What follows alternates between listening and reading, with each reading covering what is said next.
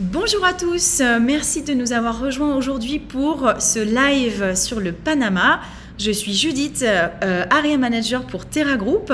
Je représente 6 agences de la fédération Terra Group, les 6 agences qui viennent de s'afficher sur votre écran, donc Terra Canada qui est au nord, et puis si on se dirige un petit peu plus vers le sud, Terra Maya avec le Mexique, Terra Guatemala avec le Guatemala et le Belize, Terra Nicaragua, Terra Caribéen avec le Costa Rica et bien sûr le Panama, et enfin Terra Colombia.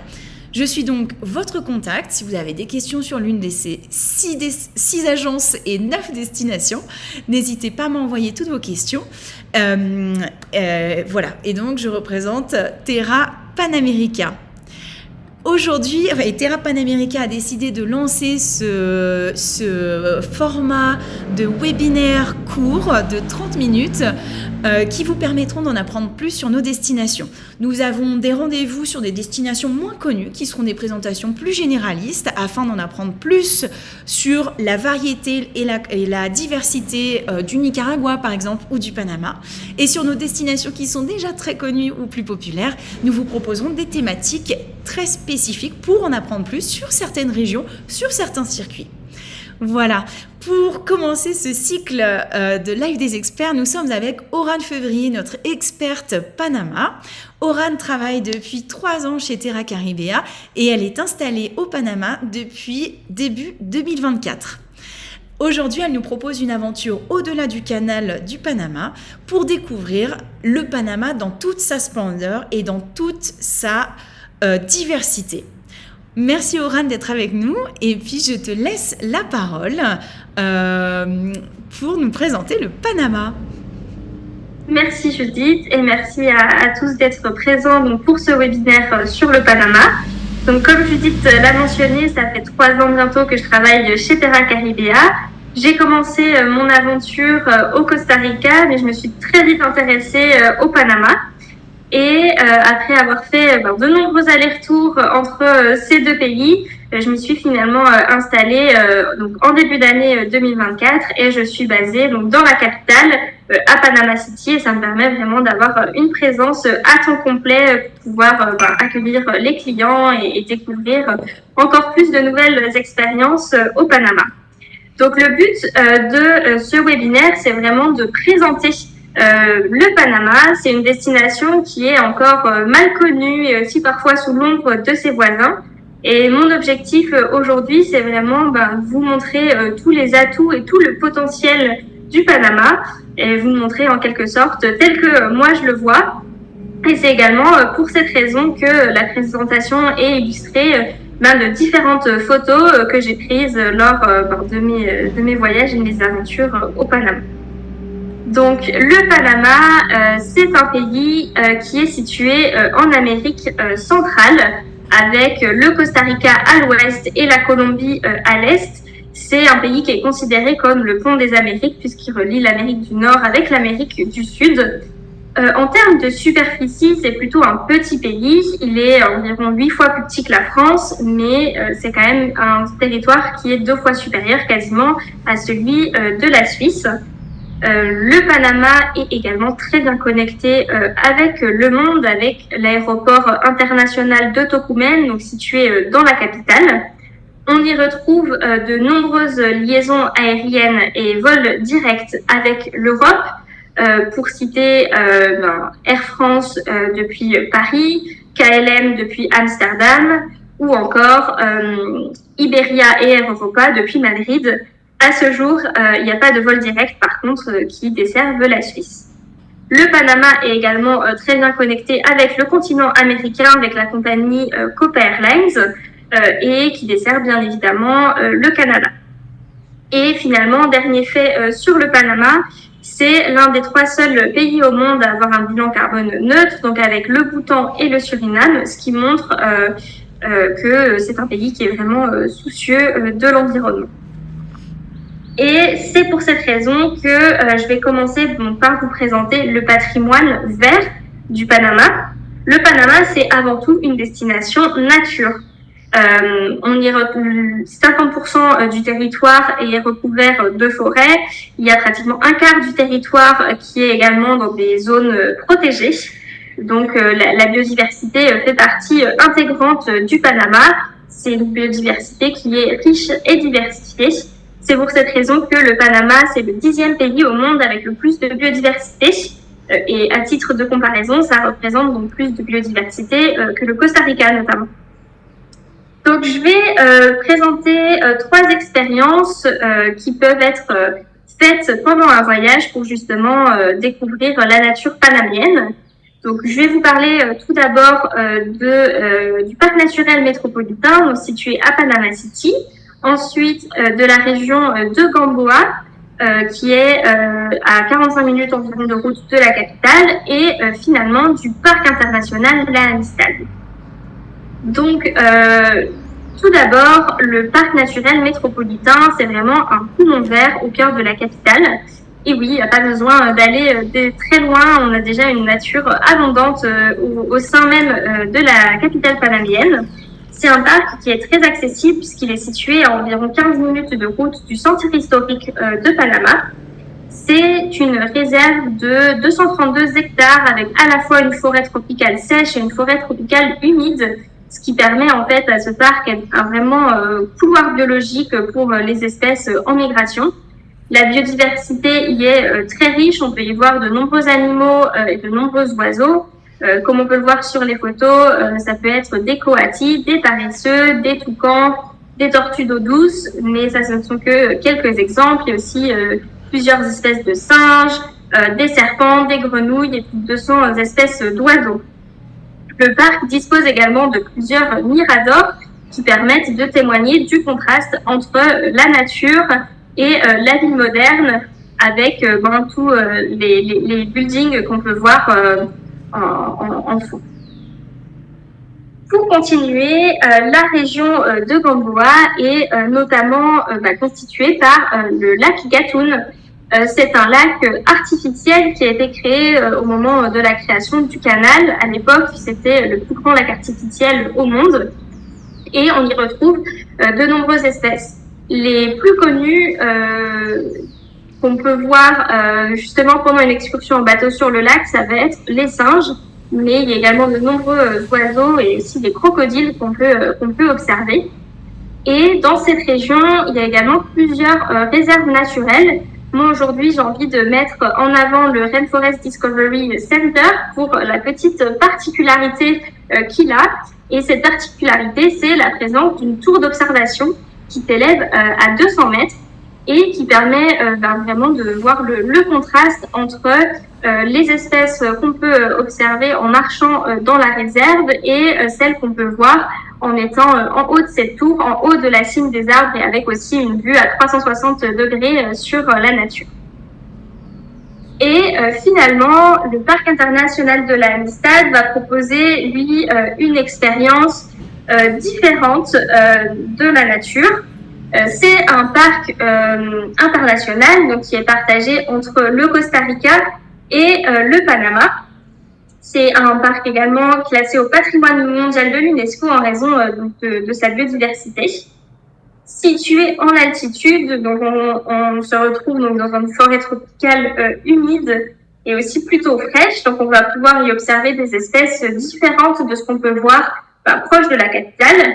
C'est notamment le lieu idéal pour pouvoir observer le fameux quetzal que j'ai aussi la chance de voir au mois de juin pendant mon excursion dans le parc.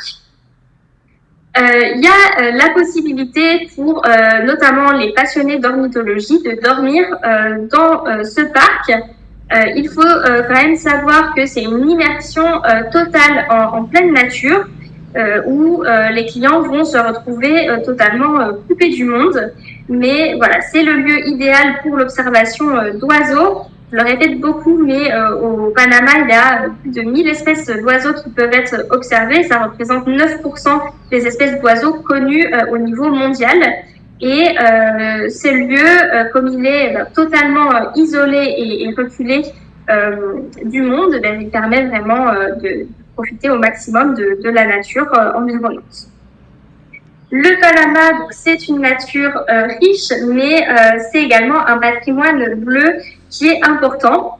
Le Panama donc, dispose d'un accès à l'océan Atlantique au nord et de l'océan Pacifique au sud. Cumulé, ça représente plus de 2500 km de côte. Donc, parmi cela, évidemment, de nombreuses plages, que ce soit donc des plages spécialisées pour la pratique d'activités telles que le surf, avec des courants qui sont un peu plus forts, mais des vagues qui sont accessibles à la fois pour des débutants comme pour des surfeurs confirmés, et également toute l'année. Et on retrouve évidemment de nombreuses plages paradisiaques, tout droit sorties de cartes postales, et c'est souvent un argument de choix pour choisir le Panama comme destination de voyage. La biodiversité marine est également très importante. C'est une destination parfaite pour pratiquer du snorkeling ou de la plongée sur la côte Pacifique comme sur la côte Caraïbe. On peut observer de nombreuses espèces, donc de poissons de toutes tailles, toutes les couleurs, mais également des coraux, des tortues, plusieurs espèces de requins. Et sur la côte Pacifique, quand c'est la saison, on peut y observer des baleines de juillet à septembre ou encore des requins-baleines en février et mars. Donc, je vais vous présenter de nouveau donc 3 expériences différentes pour profiter du patrimoine bleu panaméen. La première va être sur l'île de Coiba, ensuite dans le golfe de Chiriquí et finalement, je vous parlerai de l'archipel de Bocas del Toro situé quant à lui dans les Caraïbes. L'île de Coiba donc, fait partie du parc national Coiba. C'est un parc qui est composé donc, de plusieurs îles, l'île de Coiba étant la plus grande. C'est une île qui fait 500 km², donc c'est également la plus grande île d'Amérique centrale. Ce parc national a été classé au patrimoine mondial de l'UNESCO en 2005 en raison de sa biodiversité incroyable. Et c'est une biodiversité à la fois marine et terrestre. Donc, pendant une excursion à la journée dans le parc de Coiba, les clients vont pouvoir profiter et faire du snorkeling sur 3 spots différents. Il y a beaucoup d'endroits qui sont possibles pour faire du snorkeling et le guide choisit tout le temps les lieux où s'arrêter en fonction du climat et de la visibilité de la mer notamment. Et l'excursion permet également de découvrir un petit secteur de l'île de Coiba avec une petite randonnée qui mène à un mirador pour voir donc, une vue sur la mer et il y a un bout de l'île qu'on voit sur la photo à droite. Et c'est aussi l'occasion de faire connaissance avec plusieurs espèces terrestres qui vivent sur l'île, comme on peut voir les singes sur la photo, mais également l'une des espèces endémiques de l'île qui est l'agouti de Coiba. Pour les clients qui cherchent, eux, vraiment à uniquement se détendre sur la plage, une excursion à la journée dans le golfe de Chiriquí est vraiment une bonne option. L'excursion peut se faire à la fois depuis Boquete, donc c'est un peu dans les hauteurs, donc il y a un peu plus de route pour arriver, ou alors directement depuis Boca Chica, qui est le petit village au bord de la côte. L'excursion va emmener les clients sur plusieurs îles du golfe de Chiriquí. En général, ça va être les îles de Bolaños et de Games, afin donc de profiter de ce cadre paradisiaque avec une plage de sable blanc bordée de palmiers, une eau transparente et tout ça rien pour soi. C'est une étape qui est peu connue et du coup qui est très peu fréquentée. Donc c'est vraiment un privilège de pouvoir passer du temps dans des si belles plages à rien pour soi. Et c'est également la possibilité de faire un petit peu de snorkeling. On peut y voir parfois quelques tortues. Et finalement, pour les clients qui cherchent vraiment à faire une pause balnéaire un peu plus longue, l'archipel de Bocas del Toro est une étape idéale pour cela. L'archipel il est composé de 9 îles principales et plus d'une centaine d'îlots. Et chaque île va permettre de vivre une expérience différente. Et chaque île aussi va s'adapter du coup à différents profils de clients. Je vais parler plus en détail donc de 3 îles différentes. La première, ça va être l'île de Carenero. C'est l'île qui est la plus proche de l'île Colón. Donc l'île Colón étant l'île principale. c'est là-bas que se trouve l'aéroport de Bocas del Toro et où également les ferries arrivent. Donc, l'île de Carnero a l'avantage d'être très accessible depuis l'île principale. Et pour autant, on retrouve des plages magnifiques, une ambiance aussi très locale et les tarifs des hébergements aussi restent accessibles. Pour les clients qui veulent un peu plus de déconnexion, on peut se diriger cette fois-ci vers l'île de Bastimentos. Elle est un peu plus loin, elle se trouve à 30 à 40 minutes de bateau depuis l'île principale. Les hébergements vont être en bord de plage avec une très belle plage, possibilité de faire du snorkeling directement depuis l'hôtel avec une biodiversité marine qui est un peu plus riche. Les hébergements là-bas coûtent aussi un peu plus cher, ils sont toujours en pension complète en raison de la distance de l'île principale.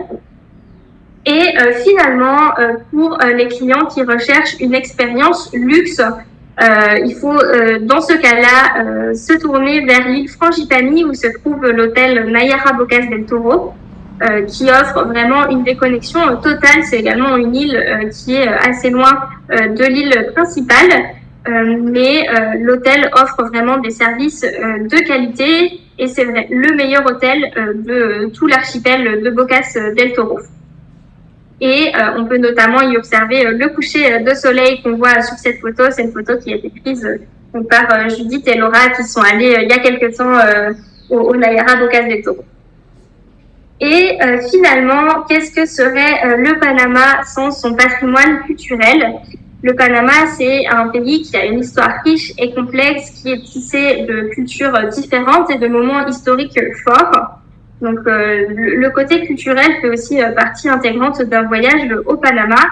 Et je vais illustrer 3 types de patrimoine culturel différents par des expériences.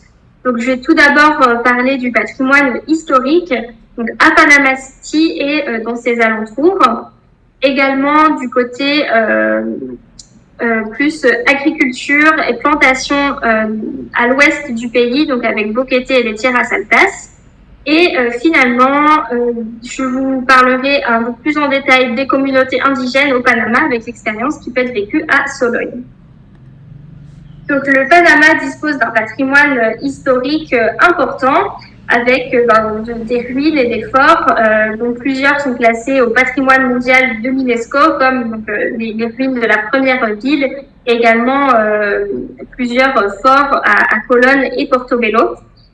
Au Panama, on retrouve également le centre historique de Panama City avec une architecture coloniale où il est très agréable de flâner au bord de ces bâtisses colorées. Et on ne va pas l'oublier, le canal de Panama fait aussi partie intégrante du pays et il y a possibilité de réaliser différentes activités en relation avec le canal pour comprendre un peu plus son fonctionnement, son histoire et son importance au Panama. Donc, ce que je vais proposer, ça va être des city tours. Ce sont toujours des city tours privés avec un chauffeur hispanophone et un guide francophone sous réserve de disponibilité. Il y a plusieurs itinéraires qui sont possibles de city tours et du coup, je vais adapter en fonction des profils clients et des intérêts de chacun du temps qu'ils ont sur place. Mais j'aime quand même particulièrement proposer le city tour qui emmène plutôt sur la côte atlantique afin de visiter les écluses d'Agua Clara qui sont moins fréquentées que les écluses de Miraflores comme plus éloignées de la capitale et qui permettent également de découvrir le fort San Lorenzo. Ensuite, concernant le côté agriculture du Panama, on retrouve donc dans la région de Boquete et des Tierras Altas de nombreuses plantations de café. C'est en effet une région qui est idéale pour le café arabica en raison de son altitude. Et c'est pour cette raison que toutes les plantations sont concentrées dans cette région-là. Il y a également l'influence à la fois des vents pacifiques et atlantiques et l'influence du volcan Barú avec une terre vraiment riche en nutriments qui permet au café de pousser correctement. le Panama est réputé pour le café, notamment avec le café Geisha, qui est considéré l'un des meilleurs et aussi l'un des plus chers au monde. Mais c'est pas la seule variété de café qui va pousser au Panama. Il va aussi y avoir d'autres variétés plus classiques, telles que le Catuai, le Caturra ou le Typica. Donc cette région-là est idéale pour faire un tour de café. Les clients vont pouvoir se balader donc dans les plantations, découvrir les différentes caractéristiques des arbres, voir le processus de récolte, de séchage, et évidemment le tour se termine par une dégustation de café. Ça permet aux clients de déguster une variété de café geisha et une autre variété en fonction des différents procédés de séchage. Il y a une vraie science derrière le café, derrière la dégustation de café, et ça permet justement aux clients d'en apprendre un peu plus sur ce produit consommé quasiment quotidiennement. Et pouvoir un peu découvrir les différents goûts et les différentes saveurs du café. Et finalement, je vais vous parler des communautés indigènes au Panama. Le Panama dispose de 7 communautés indigènes qui sont d'une grande importance sur le territoire puisqu'elles sont autonomes. Les communautés indigènes les plus connues vont être les Kuna, qui se situent dans la comarque de Gunayala et qu'on peut notamment rencontrer dans l'archipel des Semblages, donc côté Caraïbes. Il y a également la communauté Ambera que les clients vont pouvoir rencontrer dans le parc national Chagres, donc proche de Gamboa. Et finalement, les Ngobe, qui sont les plus nombreux et qui sont situés à la fois donc, dans la comarque Ngobe-Bouglé, dans la région de Chiriquí et dans la région de Bocas del Toro, donc tout ça à l'ouest du Panama. Chaque communauté indigène va avoir une relation différente au tourisme, et il y a certaines communautés qui vont être aussi bien plus visitées que d'autres. Donc l'expérience aussi peut s'adapter en fonction des envies du client. Et moi, aujourd'hui, j'ai envie de mettre en avant l'expérience qui peut être vécue à Soloy, donc qui se situe donc dans la comarque Ngobe-Bouglé. C'est une communauté qui s'ouvre à peine au tourisme, donc on est encore sur une étape hors des sentiers battus, très peu fréquentée et très authentique. L'expérience va mêler le côté naturel et culturel, puisque les communautés indigènes sont des fervents défenseurs de l'environnement, mais tout ça va être lié pour justement en apprendre plus sur la communauté et leur fonctionnement. La visite phare, ça va être la découverte de la cascade Kiki, une chute d'eau de plus de 100 mètres. Et les clients seront accompagnés par Wilfredo, qui est le guide local indigène qu'on peut voir sur la photo à droite. Donc à la cascade, vous allez pouvoir avoir des points de vue en amont, marcher derrière la cascade et même vous y baigner. Et tout cela s'est cumulé avec un rituel de cacao, un déjeuner traditionnel fait maison et aussi une balade dans le village pour se rendre compte aussi du quotidien de la communauté. Et pour les clients qui cherchent une immersion culturelle un peu plus importante, il est possible de passer plusieurs jours dans la communauté, pas seulement de faire une visite à la journée. Évidemment, il n'y a pas d'hôtel dans cette région-là, donc la possibilité pour dormir sur place, c'est de loger chez l'habitant. Il faut savoir que le confort est sommaire. Ce sont des maisons qui sont rustiques, mais qui représentent le véritable mode de vie de la communauté. Toutes les maisons ne vont pas forcément avoir de salle de bain, par exemple, mais ça n'empêche pas de passer une très bonne nuit. Moi, c'est l'une des meilleures nuits que j'ai passées pendant mon voyage de reconnaissance terrain il y a quelques semaines. Et c'est aussi des rencontres humaines qui sont garanties avec des échanges forts entre nous et la famille qui nous accueille pour une nuit. Donc, pour conclure, le Panama, c'est vraiment une destination complète et à part entière qui recèle de nombreux trésors et qui aussi garantit plein de surprises pendant un voyage. J'espère que cette présentation vous aura donné envie d'à votre tour découvrir le Panama et de le proposer à vos clients, puisque c'est une destination qui s'adapte à tous les profils, que ce soit des couples incluant des voyages de noces, mais aussi des familles, et sans oublier des voyages aussi plus spécialisés qui soient sur la plongée, l'ornithologie, l'aventure et les sensations fortes, ou alors même le café.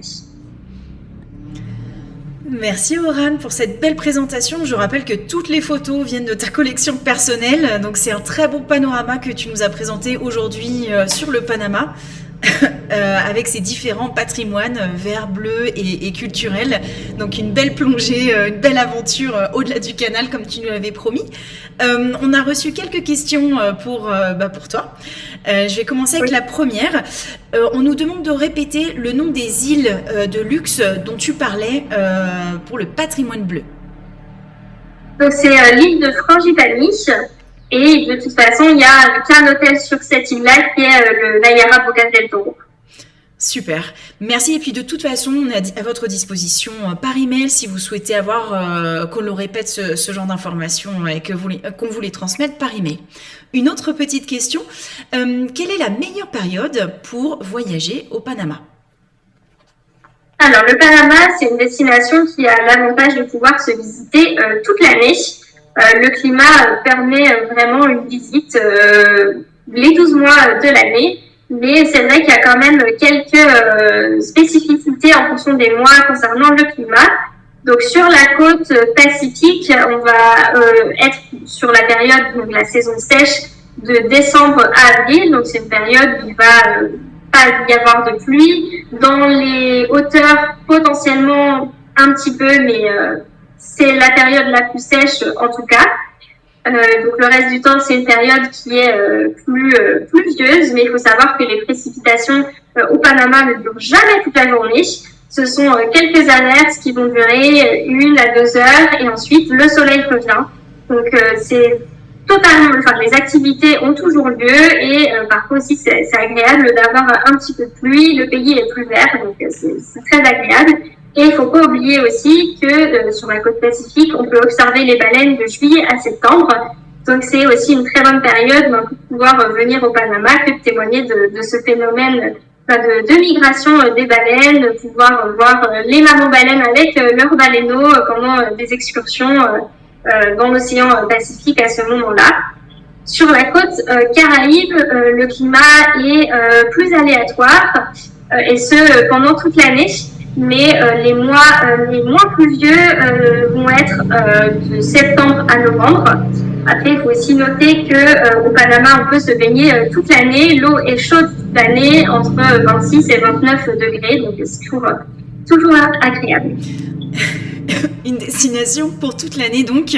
Effectivement, je trouve ça bien de rappeler que la saison verte en Amérique centrale, ce ne sont pas des moussons toute la journée, mais des pluies ponctuelles et qui n'empêchent aucunement les visites. Une autre petite question sur les transports au Panama. Que recommandes-tu et comment se déplace-t-on au Panama ? Désolée. Alors, le moyen de transport choisi va aussi dépendre de la durée du voyage. Donc, pour des séjours qui vont être une douzaine de jours environ, les moyens de transport privilégiés, ça va être des transports privés et des vols intérieurs, avec aussi la possibilité donc de voyager en étoile et de se concentrer dans la capitale et ses alentours afin d'éviter justement d'avoir un vol intérieur supplémentaire. Pour les voyages qui vont être plus longs à partir de 2 semaines, il y a en plus la possibilité de louer un véhicule de location. Il faut savoir que il n'y a pas énormément de routes au Panama parce que comme on a pu le voir au tout début sur la carte, il y a beaucoup de nature et de zones sans route tout simplement. Mais les routes existantes sont en bon état. Il y a beaucoup d'axes aussi qui viennent d'être refaits sur les 2 dernières années. Donc la conduite est vraiment simple et sécurisée. Donc c'est une très bonne option aussi pour s'aventurer un petit peu plus loin dans des régions un peu moins connues également. Et ça, c'est à partir de 2 semaines. Et ça n'empêche pas d'avoir, par exemple, un vol national le dernier jour pour rentrer sur la capitale. Parce que le pays est petit, mais il est très allongé. Donc, parfois, les temps de route peuvent être assez longs. Tout à fait. Donc une destination possible en autotour si on a le temps. Très bien. Pardon. Une petite question de Julien. Que recommandes-tu ou quel itinéraire recommandes-tu de faire pour une semaine au Panama? Alors, une semaine au Panama, c'est assez court, donc il va forcément falloir faire des choix concernant les étapes. Et le choix à privilégier selon moi serait donc de rester dans la capitale et ses alentours. Donc en fonction des intérêts des clients, il y a quand même la possibilité de proposer plusieurs activités et étapes différentes. Mais voilà, ce serait de passer un certain temps dans la capitale pour pouvoir faire par exemple 2 journées de city tour, également une excursion donc au parc naturel métropolitain. Ensuite, de partir dans la région de Gamboa pour y loger aussi. Et pour ceux qui veulent vraiment aussi du balnéaire, il y a possibilité de faire une excursion à la journée sur la côte caraïbe. Super. Une petite question qui vient d'arriver. Est-il possible de faire un combiné avec le Costa Rica en autotour? Oui, alors le Panama, c'est une destination qui se combine très bien avec le Costa Rica, puisqu'on peut passer les frontières terrestres notamment, donc ça évite d'avoir d'autres vols internationaux à prendre pendant son voyage. Il y a 2 frontières à l'heure actuelle qui peuvent être utilisées pour passer du Costa Rica au Panama. Donc il y en a une côté Caraïbes, donc avec Sixa-Ola, et l'autre côté Pacifique à Paso Canoas. Donc oui, c'est totalement possible de combiner ces 2 destinations.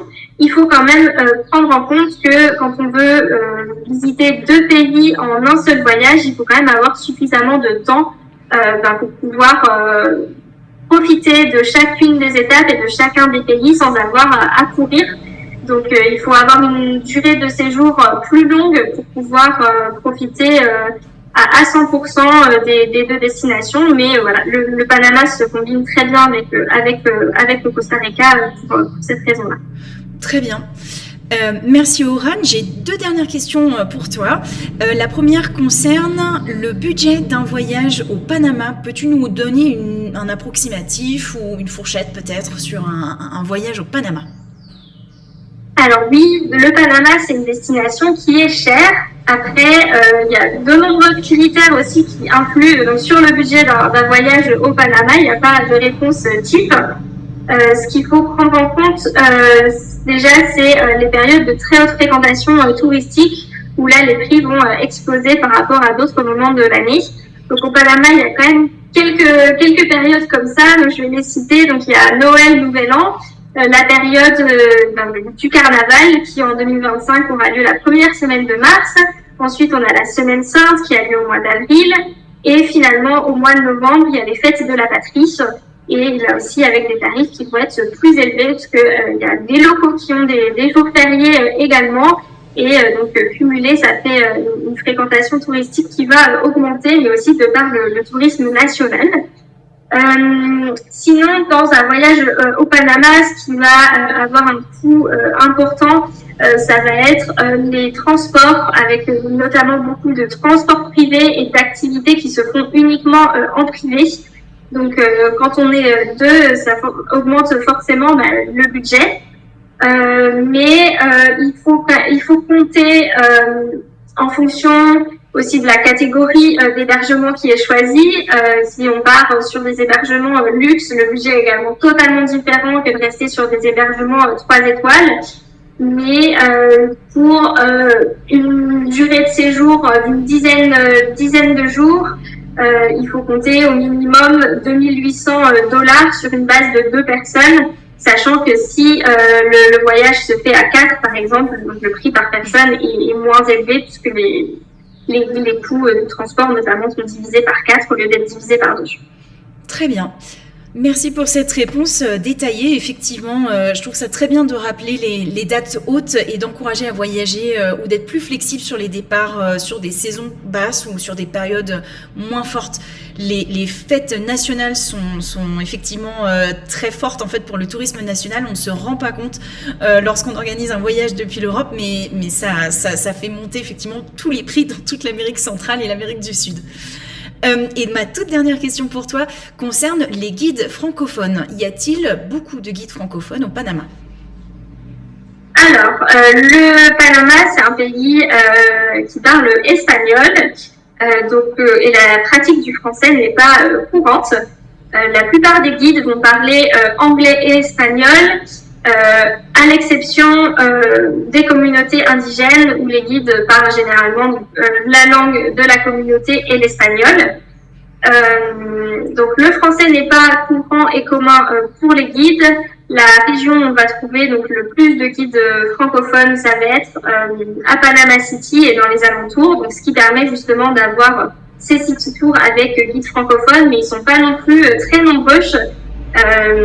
Et toutefois, ce que j'ai pu noter pendant mon voyage de reconnaissance terrain, c'est que dans certaines régions, voyant l'augmentation du tourisme francophone, il y a certains guides qui commencent à apprendre le français pour pouvoir mieux répondre à la demande des clients francophones. Mais voilà, on le sait très bien, le français c'est tellement facile à apprendre et c'est quelque chose qui va aussi du coup demander du temps de la part des guides. Donc actuellement, c'est vraiment concentré dans la capitale et les alentours, et le reste du pays, ce sera anglais ou espagnol. Très bien.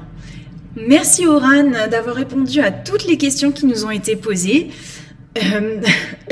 À la suite de ce webinaire, je vous enverrai un petit email en fait avec le replay du webinaire, avec la présentation en format PDF, un lien vers la drive Terra Panamerica, Caribea et Panama qui vous permettra de recevoir plus d'informations pratiques.